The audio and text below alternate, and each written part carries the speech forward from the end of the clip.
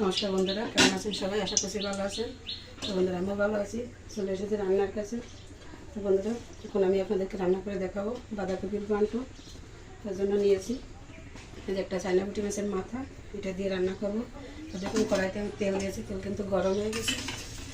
আমি মাথাটা আগে ভেজে নিয়েছি।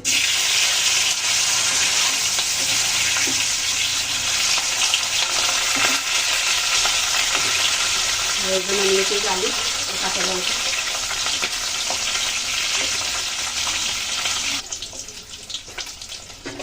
মাথাটা ভালো করে ভেজে নিলাম, একটু তেলে নিচ্ছি।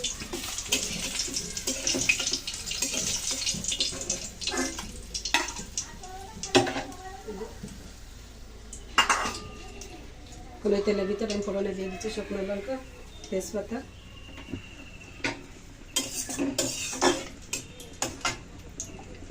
আর দিয়ে দিচ্ছি গোটা জিরা,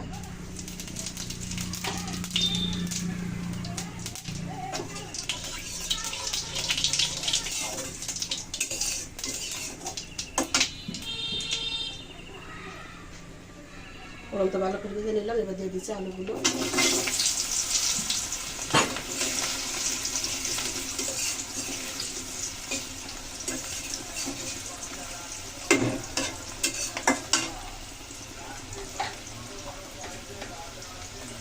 সামনেটা হলুদ দিয়ে দিলাম।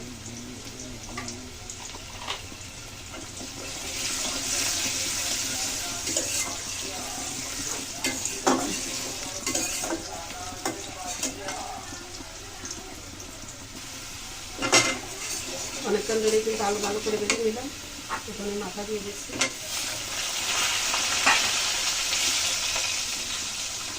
ভেজে দিলাম মাথাটা।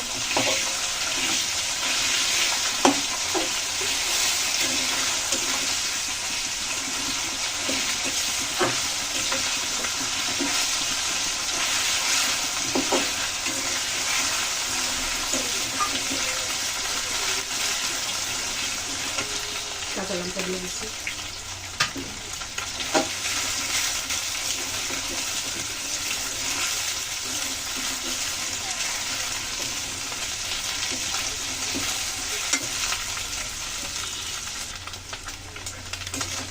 দিয়ে আলুর সাথে ভালো করে ভেজে নিলাম। এখন দিয়ে দিচ্ছি বাঁধাকপি।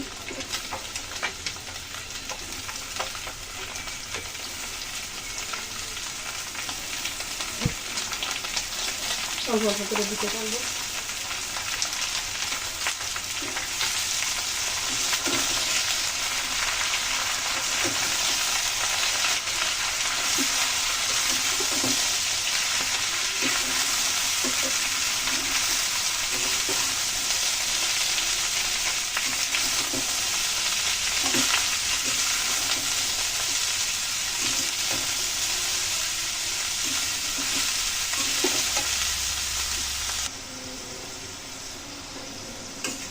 দেখুন কতটা নিচে হয়ে গেছে, নরম হয়ে গেছে।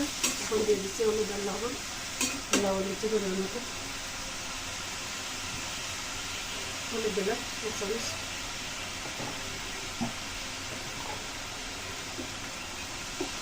করে মিশিয়ে দিচ্ছি।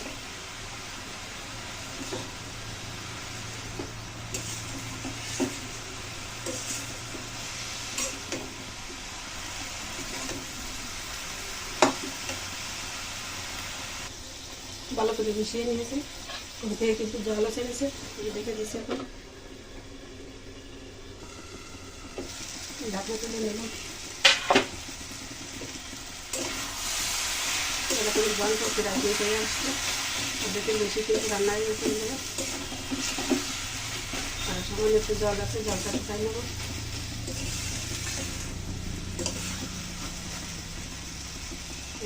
আলু কত সুন্দর সিদ্ধ হয়ে গেছে।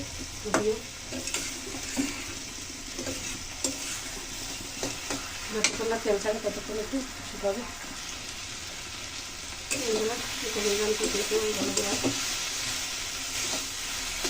রান্নার বাকি আর বেড়ে নিয়েছে। জল বাকি রেখে দিই। এর আগে রান্না করেছি দেখুন চেমা মাছ।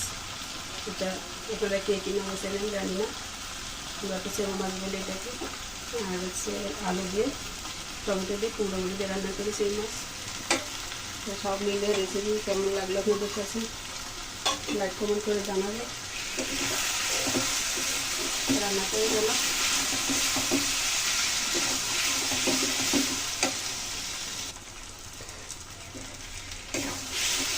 এদিকে কিন্তু জল টেনে গেছে, এখন দেখুন বড়ি থেকে তেল ছেড়ে দিয়েছে, রান্না কিন্তু হয়ে গেছে। এখন দিয়ে দিয়েছি সবকিছু একটু জিরার গুঁড়ো, যেহেতু মাথা দিয়ে রান্না করেছি মশলা তো লাগবেই, আর এখানে গরম মশলা দিলে কিন্তু ভালো লাগে, আর জিরার গুঁড়ো দিলে কিন্তু আলাদা একটা স্বাদ লাগে।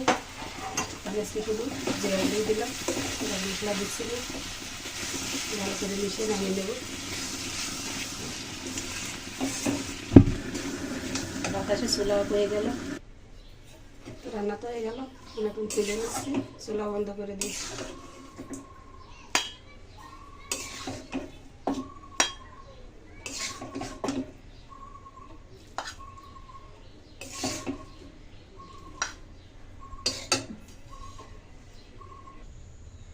তো বন্ধুরা এই যে বাঁধাকপি নামিয়ে নিয়েছি।